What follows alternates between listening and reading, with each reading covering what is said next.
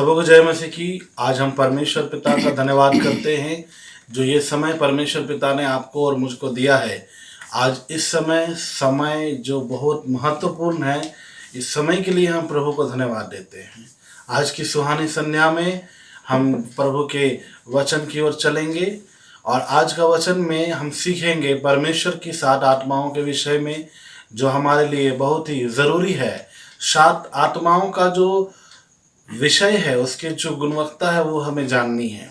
ठीक है, सो हम सबसे पहले 7 आत्माओं के विषय में जानेंगे, जिसके लिए आज बहुत ही अच्छा वचन हम निकालें जो यशायाह नबी की किताब और उसका 11 अध्याय और उसका 1 पद से हम पढ़ेंगे।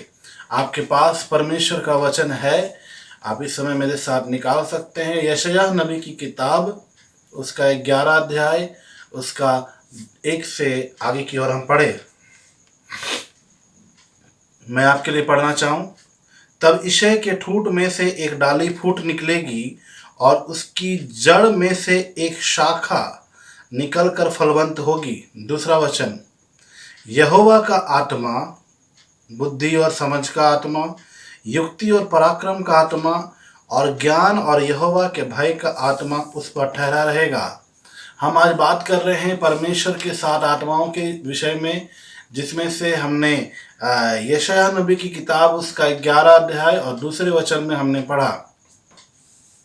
ये जो 7 आत्माएं हैं, ये केवल आपको पुराने नियम में ही नहीं, वरन ये आपको प्रकाशित वाक्य की किताब में भी आपको मिलेगा। यदि आप इस समय निकाल कर देखना भी चाहें तो आप देख सकते हैं। प्रकाशित वाक्य की किताब, उसका 1 अध्याय, उसका 4 वचन और उसके 3 अध्याय और 1 वचन में भी मिलेगा, और 4 अध्याय 5वां वचन और 5वें अध्याय का 6वां वचन। इन सारे जगहों में उन 7 आत्माओं के विषय में लिखा है जो हम इस समय यशायाह नबी की किताब में पढ़ रहे हैं। और ये जो 7 आत्माएं हैं, ये 7 आत्माएं जो परमेश्वर का है, ये सब चीज मिलकर पवित्र आत्मा का संदर्भ है। ये किसी और आत्मा के विषय में बात नहीं हो रही, ये कोई दूसरी चीज के विषय में बात नहीं हो रही, ये बात हो रही है परमेश्वर की आत्मा के विषय में। और ये 7 आत्माएं परमेश्वर की हैं और यही 7 आत्माएं पवित्र आत्मा के संदर्भ में है, ये उससे अलग नहीं है। ठीक है, सो ये जो 7 आत्माएं हैं, ये परमेश्वर के त्रिएकता को प्रकट करता है। यदि आप 7 नंबर की ओर ध्यान दें, ये जो 7वां अंक है, जैसे हम जानते हैं पहला अंक, दूसरा अंक, तीसरा अंक, उसी तरह से आप आगे जाएं तो 7वां अंक है। ये 7वां जो अंक है, ये बहुत ही विशेष है। ये 7वें अंक में हम परिपूर्णता को पाते हैं, हम सिद्धता को पाते हैं। 7वां अंक बहुत लोगों का कहना होता है कि परमेश्वर से रिलेटेड है। 7वां अंक परमेश्वर का है। 7 दिन में धरती बनाई गई, ठीक है, 6 दिन में बना, 7वां दिन विश्राम किया परमेश्वर ने, तो 7वें दिन को जोड़ लेते हैं उसमें। उसके बाद हम आगे की ओर पढ़ें तो 7 वचन हैं। 7 जो प्रभु यीशु मसीह के आत्मा की जो आवाज़ है वो 7 ही वचन है। उसके बाद 7 दिवटे भी हैं, आत्माएं भी 7 हैं, कलीसियाएं भी 7 हैं। 7 नंबर को लेकर के बहुत सारी बातें हैं, लेकिन 7 नंबर जो है एक्चुअल में, असल में परिपूर्णता को दर्शाती है, ये जो 7 अंक है। इसीलिए इन 7 आत्माओं के विषय में भी जब हम पढ़ रहे हैं तो नोट कीजिएगा कि वहाँ 7 नंबर के विषय में बात हो रही है। 7 जो परिपूर्णता को दर्शाती है। परमेश्वर हर चीज में, हर एक विषय में परफेक्ट है, वो सिद्ध है। परमेश्वर से ऊपर कोई नहीं है, परमेश्वर से बढ़कर कोई नहीं है। परमेश्वर एकमात्र परमेश्वर है और वो एक ही मात्र है, उसके लिए आप और कुछ नहीं बोल सकते। Only and only one. ठीक है, तो इसी समय जब हम पढ़ रहे हैं 7 आत्माओं के विषय, तो ये जो 7 आत्माएं हैं जिसके विषय में हमने यशायाह नबी की किताब उसका 11 अध्याय और दूसरा वचन में पढ़ा, इस वचन में हम पाते हैं कि ये जो 7 आत्माएं हैं, ये परमेश्वर की परिपूर्णता को दर्शाती है।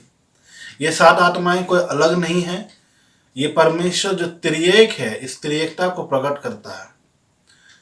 अब ये जो 7 आत्माएं हैं ये परमेश्वर से भिन्न नहीं है, परमेश्वर से ये अलग नहीं है, ये परमेश्वर को सुझाव नहीं देती और ना ही ये परमेश्वर का राय देती है। ये परमेश्वर के नीचे है, परमेश्वर के ऊपर नहीं है। परमेश्वर पिता एक अलग व्यक्तित्व है, एक अलग पर्सनालिटी है परमेश्वर पिता। परमेश्वर के साथ में इन आत्माओं का कोई भी आप जोड़ने की कोशिश ना करें कि परमेश्वर है, आत्मा है। जैसे मनुष्य को बनाया गया तो मनुष्य के शरीर के साथ मनुष्य की आत्मा को बनाया गया, शरीर आत्मा के बिना कुछ नहीं है। तो यदि आप सोच रहे हैं कि परमेश्वर आत्मा के बगैर कुछ नहीं है तो ये बिल्कुल ही गलत है, आप ऐसा ना सोचें। ये 7 आत्माओं का विषय अलग है और परमेश्वर का विषय अलग है, ठीक है। तो हम इस समय जब पढ़ रहे हैं और हम पढ़ते हुए पाते हैं कि ये परमेश्वर का प्रतिनिधित्व नहीं करती। ये जो 7 आत्माएं हैं ये परमेश्वर का प्रतिनिधित्व नहीं करती हैं, परमेश्वर पिता स्वयं इनका प्रतिनिधित्व करते हैं। परमेश्वर जो बोलते हैं वही होता है। और इस वचन के द्वारा जो यशायाह नबी की किताब में हमने पढ़ा है, इस 11वें अध्याय के ऊपर से होकर के इसको अगर आप आगे और 5 पद तक अगर आप पढ़ लें तो आप इसमें पाइएगा कि ये यीशु मसीह के विषय में कहा गया कि यीशु मसीह इस अंतिम समय में किस तरह से वो परमेश्वर के राज्य को कायम करेगा, किस तरह से वो होगा। इस अंतिम समय में परमेश्वर का आत्मा जो मसीहों के अंदर में है वो कैसा होगा, उसको कैसा होना चाहिए, और परमेश्वर के कलीसियाओं में परमेश्वर का आत्मा किस तरह से वास कर रहा है और करेगा और करने के लिए भेजा गया है। ये सारी बातें इस 11 अध्याय 1 से 5 पद के अंदर में हम देखते हैं। और यही वचन यदि आप मेरे साथ निकाले प्रकाशित वाक्य की किताब और उसका 5 अध्याय और उसका 6वां वचन, तो हम पाते हैं, तब मैंने उस सिंहासन और 4 प्राणियों और उन प्राचीनों के बीच में मानो एक वध किया हुआ मेमना खड़ा देखा। उसके 7 सिंग और 7 आंखें थी। ये परमेश्वर की 7 आत्माएं हैं जो सारी पृथ्वी पर भेजी गई हैं। हम जिस समय में इस पढ़ रहे हैं इस वचन को, ये 7 आत्माएं भेजी गई हैं पृथ्वी पर, परमेश्वर की कलीसियाओं में भेजी गई हैं। ये जो 7 आत्माएं हैं जो परमेश्वर की हैं, ये कलीसियाओं के अंदर भेजी गई हैं। ये जो 11 अध्याय 2 वचन में हमने पढ़ा यशायाह नबी की किताब में, ये पवित्र आत्मा को संदर्भ में लेकर के बोला जा रहा है। ये और अलग कुछ नहीं है। ये जो यिशै की ठूंठ में से जो डाली निकलेगी और यिशै की जो ठूंठ से जो बात कही जा रही है वो सृष्टि के विषय में बताया जा रहा है, वो मसीहा के विषय में बताया जा रहा है कि वो प्रभु यीशु मसीह किस तरह से परमेश्वर के राज्य को स्थापित करेंगे। उनके अंदर में क्या होगा, कौन सी आत्मा होगी, उनके अंदर में ये 7 आत्माएं होंगी।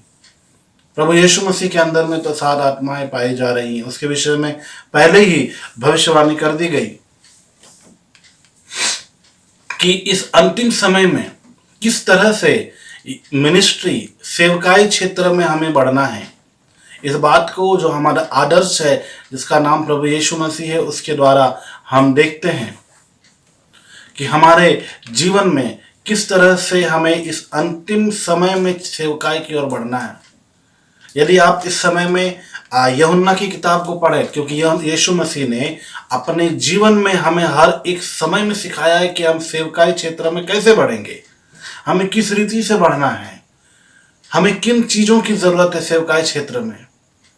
ये आपके और मेरे लिए उतना ही जरूरी है जितना कि सांस लेना। सांस लेना जितना जरूरी है हमारे लिए, उतना ही जरूरी है ये परमेश्वर का वचन जो हमें सीख और जान लेना है। यदि आप यूहन्ना की किताब निकालें मेरे साथ में, ठीक है, और उसका 14 अध्याय और उसका 26वां वचन निकालें। मैं आपके लिए निकाल रहा हूं। यदि यूहन्ना का 14 अध्याय और 26वां वचन हम निकाले, वहां पर सत्य के आत्मा के लिए जो है बोला गया है, सत्य के आत्मा को प्रकट करने की, उसकी प्रतिज्ञा करने की बात की गई। और इसी को यदि आप थोड़ा और आगे पढ़ें 15 अध्याय और उसका 26वां वचन। यदि आप यूहन्ना की किताब और उसका 15 अध्याय और उसका 26वां वचन पढ़ें, इस 15 अध्याय के 26वें वचन में भी लिखता है, परंतु वो जब सहायक आएगा जिससे मैं तुम्हारे पास पिता की ओर से भेजूंगा, अर्थात सत्य का आत्मा। और आगे पढ़िए, आप आइए मेरे साथ 16 अध्याय 13वां वचन में, तो वहां पर भी सत्य के आत्मा के विषय में लिखा हुआ है।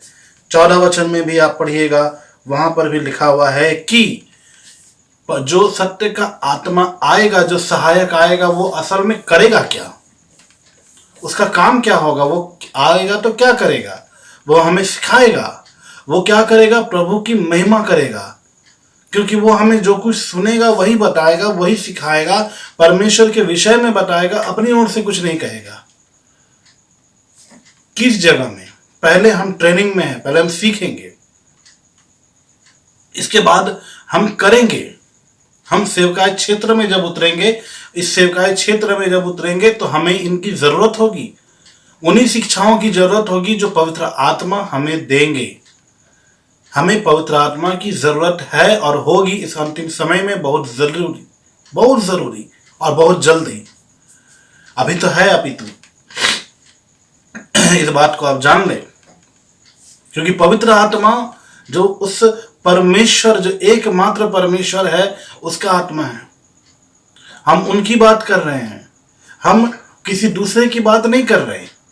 पवित्र आत्मा वो है जो हर एक चीज को फिर से बना सकता है। जी हां, द होली स्पिरिट के पास में पावर है रिक्रिएट करने का, वो फिर से पुनर्स्थापित कर सकता है, क्योंकि परमेश्वर वो है जिसे आप नहीं जानते। परमेश्वर वो नहीं है जिसे आप जानते हैं, परमेश्वर वो है जिसे आप नहीं जानते। बगैर पवित्र आत्मा के परमेश्वर को जानना असंभव है। इसलिए पवित्र आत्मा को सबसे पहले जानना पड़ेगा, क्योंकि जब पवित्र आत्मा हमारे जीवन में आएगा, हमें पता कैसे चलेगा। पवित्र आत्मा के लिए हमें अपनी जिंदगी को तैयार करने की जरूरत है। बगैर पवित्र आत्मा के आप परमेश्वर को नहीं जान सकते, ये बात पक्की पक्की बात है। क्योंकि जब वो सहायक आएगा तो वो हमें सिखाएगा, वो परमेश्वर के विषय में हमें बताएगा। आप अगर आगे पढ़े तो पौलुस लिखता है कि परमेश्वर के अंदर की बात, परमेश्वर की गुण की बात पवित्र आत्मा ही हमें सिखाएंगे। इसलिए अपना मन से हम कुछ भी नहीं कर सकते। अपने मन से हम अंदाजा लगा सकते हैं, अपने मन से हम कल्पना कर सकते हैं, लेकिन परमेश्वर उस कल्पना में नहीं है, वो उस कल्पना से परे है। परमेश्वर हमारे जो सोच विचार है उससे वो परे है, उसमें नहीं है परमेश्वर। इसलिए परमेश्वर को जो अगर हमें जानना है तो हमें पवित्र आत्मा की जरूरत है। और मैं आपसे कह रहा हूं कि पवित्र आत्मा के पास पुनर्स्थापित करने की शक्ति है, उसके पास में सामर्थ्य है, क्योंकि पवित्र आत्मा उसमें था। पवित्र आत्मा के जरिए ही तो सब कुछ हुआ, पवित्र आत्मा के जरिए हर एक चीज बनी है, उनके बगैर कुछ नहीं हुआ। यदि आप यशायाह नबी की किताब को पढ़ें, जो कि मैं पढ़ रहा था, और उसका मैं आपके लिए निकालना चाहूं 32 अध्याय और उसका 15वां वचन। यशायाह नबी की किताब और उसका 32 अध्याय और उसका 15 वचन। जब तक आत्मा ऊपर से हम पर उंडेला ना जाए और जंगल फलदायक बारी ना बने और फलदायक बारी फिर वन में ना गिनी जाए, जब तक पवित्र आत्मा ऊपर से हमारे ऊपर उंडेला ना जाए। और यहाँ पर बोलता है कि और जंगल फलदायक बारी ना बने। अब भला जंगल जो है वो फलदायक बारी कैसे बन जाएगा? जंगल को फलदायक बारी बनाना बहुत कठिन बात है। जंगल में कितने सारी चीजें हैं, वहां से उसे एक फलदायक बारी में बदलना यह संभव बात है। आगे में लिखिए, और फलदायक बारी फिर वन ना गिनी जाए। जो फलदायक बारी बन जाएंगे वो फिर से वन ना गिनी जाए। यह रिक्रिएशन किस तरह से हो रहा है? जब आत्मा ऊपर से हमारे पर उंडेला ना जाए तो। इसका मतलब आत्मा के पास वो पावर है। यदि आप निकाल करके पढ़ें रोमियो की किताब, उसका 8 अध्याय उसका 11 पद, तो वहाँ पवित्र आत्मा के विषय लिखता है कि पवित्र आत्मा जो यीशु मसीह को मुर्दों से जिलाया है, वही हमारे नश्वर शरीर को फिर अंतिम दिन में जिलाएगा। ये बहुत जरूरी है। पवित्र आत्मा is the most important thing for human being. आज अगर पवित्र आत्मा नहीं है, आप कुछ नहीं कर सकते। अपने दिमाग से आप कुछ भी बोल सकते हैं, आप कल्पना में आंक सकते हैं, सब कर सकते हैं, लेकिन without Holi spirit you can not do anything. आप कुछ भी नहीं कर सकते। इवन आप अपने कदमों में खड़े भी नहीं हो सकते। परमेश्वर के वचन को बोलना बहुत दूर की बात है। परमेश्वर को सोचना बहुत दूर की बात है, उसको समझना दूर की बात है। क्योंकि आज के डेट में अगर आप देखें तो मसीही जीवन में जहां पवित्र आत्मा की बहुत ज़्यादा ज़रूरत है, लोग पवित्र आत्मा के विषय जानते ही नहीं।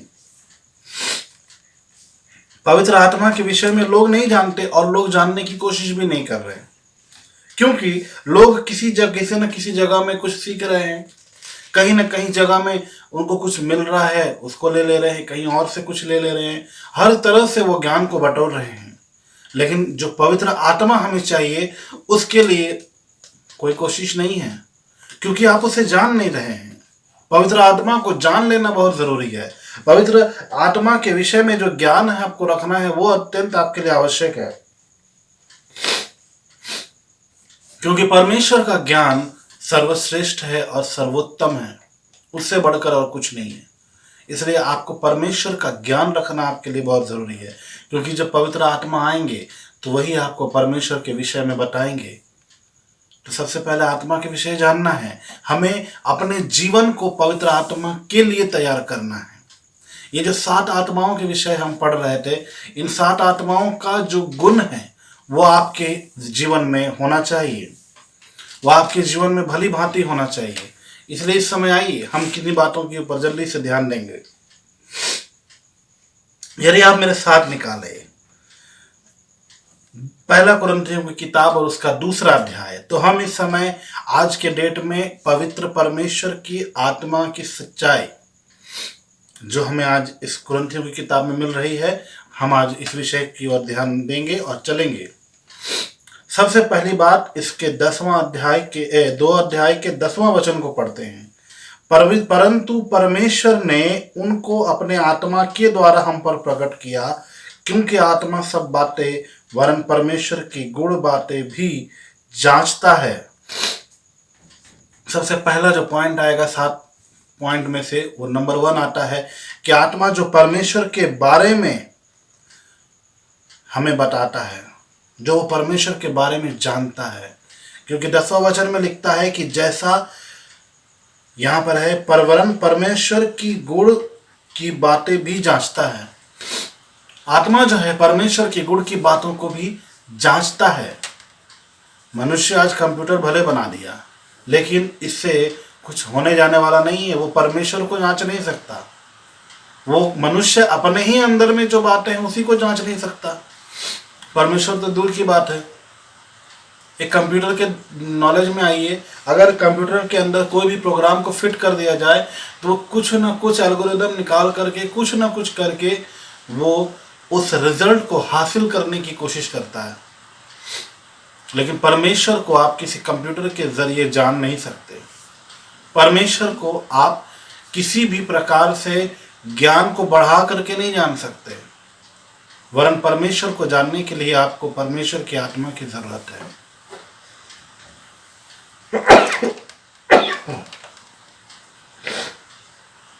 परमेश्वर को जानने के लिए उसकी आत्मा की जरूरत है।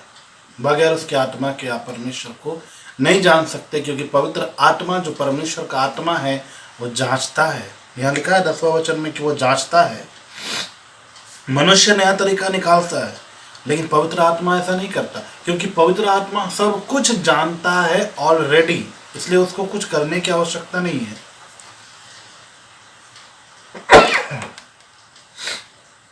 उसको कुछ करने की आवश्यकता नहीं है। कंप्यूटर नया नया चीज सोचेगा, मनुष्य नया नया चीज सोचेगा, क्योंकि वो जानता नहीं है। क्योंकि मनुष्य उसी समय ज्यादा सोचता है जब वो किसी विषय में नहीं जानता।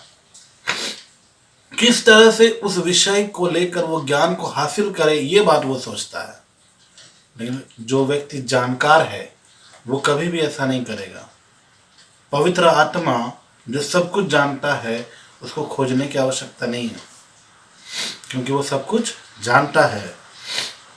नंबर 2, पवित्र आत्मा ही परमेश्वर है।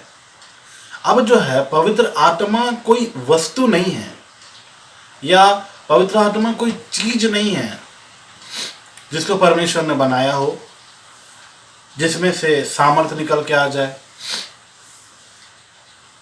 या हम नहीं कह सकते पवित्र आत्मा परमेश्वर का सामर्थ्य है, नहीं।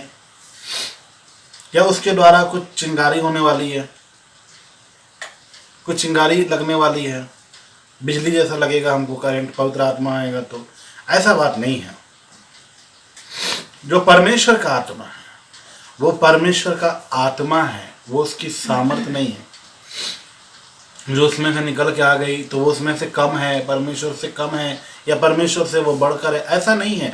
पवित्र आत्मा ही परमेश्वर है। यदि आप इस वचन को पढ़कर देखें आगे उस जगह में, क्योंकि परमेश्वर का वचन कहीं पर ये स्टेटमेंट पौलुस नहीं दे रहा है कि पवित्र आत्मा परमेश्वर से कम है या उसकी सामर्थ्य है। वो कहता है परमेश्वर की आत्मा, पवित्र आत्मा जो है वो परमेश्वर है। ठीक है, चलिए हम जब आगे की ओर चले तो नंबर 3 बनता है इसका 11वां वचन में आइए। जो तीसरा पॉइंट है हमें 11 वचन में मिलेगा कि मनुष्य को परमेश्वर को जानना चाहिए। मनुष्य को परमेश्वर को जानना चाहिए, क्योंकि मनुष्य आज परमेश्वर को जानता नहीं है। परमेश्वर को जानने के लिए उसके वचन पर उसे चलना होगा। मनुष्य को उसके वचन पर चलकर उसको आगे बढ़ना होगा। जब तक मनुष्य जाति पवित्र परमेश्वर के करीब में नहीं जाएगा, वो कभी उसको जान नहीं सकता। वचन पढ़कर आप उसके विषय में जान सकते हैं, आप अपने अंदर ज्ञान को रख सकते हैं, अपने जीवन को भली भांति तैयार कर सकते हैं एक हद तक। जब पवित्र आत्मा आपकी जिंदगी में आएगा तो ऑलरेडी आप जो वचन पर चल रहे हैं उसके साथ आपको और सामर्थ्य मिल जाएगी, आपको एक सपोर्ट मिल जाएगा जो आपको हर एक बात को सिखाएगा। क्योंकि जब आप वचन पढ़ रहे होंगे आपको कुछ बातें समझ नहीं आ रही होंगी, कुछ बातें लगेंगी आपको कि छिपा हुआ है, कुछ बातें आपको लगेंगी कि गुप्त किया गया है, लेकिन जब पवित्र आत्मा आएगा तो वो आपको सब बातें सिखाएगा, वो हर एक भेद को बताएगा। इसलिए तो वो पवित्र आत्मा परमेश्वर है, क्योंकि वो सब कुछ जानता है, वो सब कुछ जानता है। तो आपको जो है जानना है, क्योंकि जो आपकी जो संसार है, ये जितना बड़ा संसार है, इसमें जितने लोग रहते हैं सबकी आंखें बंद की गई हैं, किसी की भी आंखें खुली हुई नहीं है। यदि आप इसमें वचन को पढ़ें 11वां वचन को, तो लिखता है मनुष्य में से कौन किसी मनुष्य की बातें जानता है, केवल मनुष्य की आत्मा जो उसमें है, वैसा ही परमेश्वर की बातें भी कोई नहीं जानता, केवल परमेश्वर का आत्मा। मनुष्य की बातें कोई जानता ही नहीं, एक दूसरे मनुष्य की बात को आप नहीं जानते, उसकी आत्मा ही उसके विषय जानती है। वो कितना ही अच्छा है या बुरा है, वो खुद से कभी पूरा स्टेटमेंट सही नहीं देगा, कभी नहीं देगा, क्योंकि वो सही है गलत है मालूम नहीं, केवल उसकी आत्मा जानती है। आपकी आत्मा आपके विषय जानती है, उसी तरह से परमेश्वर के विषय परमेश्वर की आत्मा जानती है, और बगैर परमेश्वर की आत्मा को आप कुछ नहीं कर सकते। केवल परमेश्वर की आत्मा ही है जो आपको परमेश्वर के विषय बता सकती है।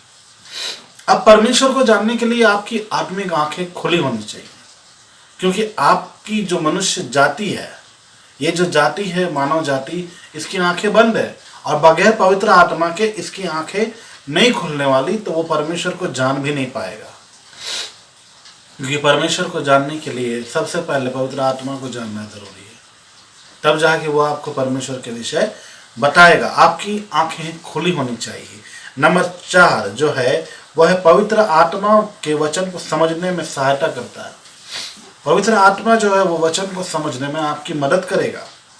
आप यदि इसी का 12वां वचन पढ़ें तो लिखता है परंतु हमने संसार की आत्मा नहीं परंतु वह आत्मा पाया है जो परमेश्वर की ओर से है कि हम उन बातों को जाने जो परमेश्वर ने हमें दी है। हमने कौन सी आत्मा पाई? जो परमेश्वर की ओर से है। तो परमेश्वर की बातों को ही सिखाएगा, वो हर एक वचन को आपको सिखाएगा। आपको वचन नहीं मालूम, कोई वांदा नहीं है, आपको पवित्र आत्मा हर एक वचन को सिखाएगा और समझाएगा, क्योंकि आपने संसार की आत्मा नहीं पाई।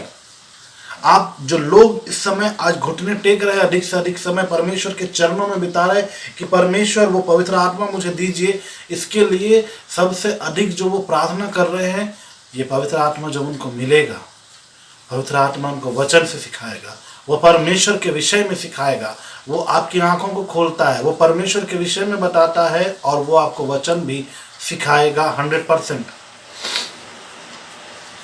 क्योंकि परमेश्वर के वचन में ऐसा लिखा है। मानव जाति को परमेश्वर के मंदिर होने के लिए ही तो बनाया गया था, कि वो परमेश्वर का आत्मा का मंदिर हो और पवित्र आत्मा के साथ में वो वास करे, लेकिन ऐसा हुआ नहीं। मानव की जो सृष्टि की गई थी वो इसीलिए की गई थी कि वो पवित्र आत्मा का मंदिर हो और वो पवित्र आत्मा के साथ वास करे, लेकिन ऐसा हुआ नहीं। ऐसा नहीं हुआ। ऐसा ना होने के कारण है क्योंकि आदम के द्वारा आदि काल के पाप ने जो उसके सब बातों के लिए आध्यात्मिक अंधापन बना दिया। आदि काल के लिए जो उसने जो पाप कर दिया, जो कभी खत्म नहीं होने वाली है, उस पाप के द्वारा उसने सब अपने वंशज को, अपने बच्चों को उसने हमेशा हमेशा के लिए अंधा बना दिया, जो आध्यात्मिक अंधापन है। इस आध्यात्मिक अंधापन के चक्कर में मानव जाति कभी भी फिर से परमेश्वर को देख नहीं पाएगी जब तक वो इस चीज से आजाद ना हो जाए, जब तक उसकी आंखें खोली ना जाए। क्योंकि आदम परमेश्वर को देख रहा था, वो उससे बातें करता था, लेकिन उसके बच्चे फिर परमेश्वर से बातें नहीं कर सकते क्योंकि उसकी आंखें बंद है, वो परमेश्वर को देख ही नहीं पा रहे हैं, परमेश्वर को जानेंगे कैसे? इसीलिए एक अर्थ है, अगर हम आपको बोले कि मानव जाति अपने मूल स्वरूप को बरकरार रखती है हमेशा। आप देखिएगा मानव जाति अपने ही जो उसका स्वरूप उसको बरकरार रखेगी, परंतु जो आत्मा है वो हमें भौतिक जीवन देती है। जो आत्मा है वो हमें भौतिक जीवन देती है। मनुष्य अपने शरीर के पीछे दौड़ रहा है, अपने स्टैंडर्ड को, अपने लिविंग ऑफ स्टेटस को बढ़ा रहा है, किस तरह से वो रहने के अपने स्टैंडर्ड को और ऊंचा करे, उसका स्टेटस बढ़े, परंतु उसको मालूम नहीं कि ये सब कुछ खत्म होने वाला है। सब कुछ ये खत्म हो गया। अय्यूब की किताब को यदि आप पढ़ें, उसका 33 अध्याय 4 पद, तो वहां लिखता है कि पवित्र परमेश्वर की आत्मा ने, अय्यूब कहता है, मुझे बनाया है। और मैं आपसे कहूं कि पवित्र आत्मा के गिफ्ट के बगैर पवित्र आत्मा के प्रकाशन के आप कुछ भी देख नहीं पाएंगे, आप कुछ कर भी नहीं सकते। इसलिए आत्मा बिना मनुष्य संसार के आत्मा के विरुद्ध पूरी तरह से रक्षाहीन है। बगैर पवित्र आत्मा के आप कुछ नहीं कर सकते। ना परमेश्वर को जान सकते हैं, ना उसको देख सकते हैं, ना आप अपने आप की रक्षा कर सकते हैं, कुछ भी नहीं कर सकते, क्योंकि यहाँ पर बहुत सारी बातें सामने आती हैं क्योंकि जो मसीह में नहीं है उन्हें परमेश्वर का तो ज्ञान ही नहीं है, और ज्ञान नहीं होने की वजह से वो किसी न किसी झूठ में पड़कर अपने जीवन को बर्बाद कर रहे हैं। अपने जीवन को नाश करने के पीछे वो उत्तरदायी होकर के बैठे हुए हैं, क्योंकि परमेश्वर का आत्मा उनके जीवन में नहीं है, परमेश्वर का ज्ञान उसके जीवन में नहीं है, और परमेश्वर के ज्ञान को वो समझने की कोशिश भी नहीं करते कि क्यों नहीं है, क्या है, नहीं है, क्योंकि वो जानते नहीं। उनको समझना होगा, उनको बताना है, उसके लिए उन्हें प्रार्थना करने की ज़रूरत है, उसके लिए वचन को पढ़ने की ज़रूरत है। परमेश्वर का आत्मा हर एक बात में आपके लिए सक्षम है। यदि आप आगे पढ़ें तो इसका 13वां वचन अगर आप पढ़ें तो यहाँ पर लिखता है कि जिनको हम मनुष्य के ज्ञान की सिखाई हुई बातों में नहीं परंतु आत्मा की सिखाई हुई बातों में आत्मिक बातों से मिला कर सुनाते हैं। जो आत्मा में है, जो पवित्र आत्मा में है। इसका अगला जो 5वां नंबर जो चरण है उसमें है आत्मा जो है सुसमाचार के लिए दूतों को भेजता है। क्योंकि जो लोग वचन को बोल रहे हैं, कितने सारे लोग हैं जो पवित्र आत्मा के द्वारा वचन को बोल रहे हैं। इवन मैं भी जो बोल रहा हूँ ये बात सोचने वाली है कि मैं किस जगह से बोल रहा हूँ। अगर मैं पवित्र आत्मा से मैं आकर परमेश्वर के वचन को नहीं बोल रहा तो ये मेरे लिए बहुत मुसीबत वाली बात है। यदि जो व्यक्ति परमेश्वर के वचन को बांट रहा है परमेश्वर के आत्मा के अनुसार नहीं है तो ये उसके लिए बहुत प्रॉब्लम करेगा। क्योंकि जहाँ पवित्र आत्मा का वचन है, जहाँ परमेश्वर का वचन है, जहाँ पर पवित्र आत्मा बोल रहा है वहाँ पर आत्मा की तलवार चलेगी। वो वचन आत्मा का तलवार है जो गांठ गांठ और गुदे गुदे को अलग कर देता है। परमेश्वर का वचन हर एक जन को छांटता है। वचन सुनने वाले दो तरह के लोग होते हैं। नंबर 1 जो आत्मा से रहित होते हैं और जो परमेश्वर की बातों को स्वीकार नहीं कर सकते, और एक जन होता है जो आत्मा में जीवित रहता है और सत्य पर चलता है। इस तरह से दो तरह से लोग होते हैं। लोग अगर आज आत्मिक बातों को मिला कर बोल रहे हैं, आत्मा से मिला कर, तो ये सही है। पर यदि आप आज के डेट में सांसारिक मिलावट कर रहे हैं तो फिर ये आपके लिए बहुत कठिन है। क्योंकि इससे सुनने वाले भी जो हैं वो भी पीछे जा रहे हैं और बोलने वाला जो व्यक्ति है वो भी पीछे जा रहा है। वचन में लिखता है ना, आत्मा की सिखाई हुई बातों में आत्मिक बातों से मिला कर हम बोलते हैं। आत्मिक बातों से आत्मिक बातों को मिलाकर बोलते हैं, संसारिक बातों को मिलाकर नहीं बोलते। संसारिक ज्ञान अधूरा है और वो हमेशा अधूरा ही रहेगा, लेकिन परमेश्वर का ज्ञान असीम है, वो हमेशा पूरा रहेगा। अगला अगर आप पढ़ें तो आत्मा कभी भी अपने आप को पर मनुष्य के घमंड के बीच में शो ऑफ नहीं करता, कभी भी नहीं, नेवर। अब 14 वचन को पढ़कर देखिए, परंतु शारीरिक मनुष्य परमेश्वर के आत्मा की बातें ग्रहण नहीं करता, क्योंकि वे उसकी दृष्टि में मूर्खता की बातें हैं और ना वह उन्हें जान सकता है, क्योंकि उनकी जांच आत्मिक रीति से होती है। परमेश्वर की आत्मा को समझने के लिए,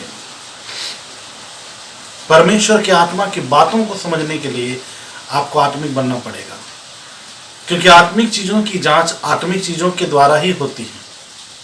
संसारिक ज्ञान संसार की चीजों में है। संसारिक मनुष्य कभी भी परमेश्वर के आत्मा की बातों को ग्रहण नहीं कर सकता, क्योंकि ये उसके लिए मूर्खता की बात है।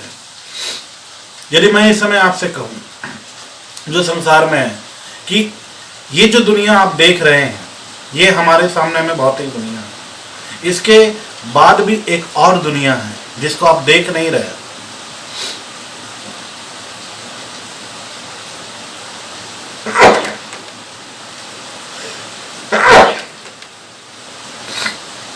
वो आत्मिक दुनिया है, आप नहीं देख रहे लेकिन वहां के लोग आपको देख रहे हैं।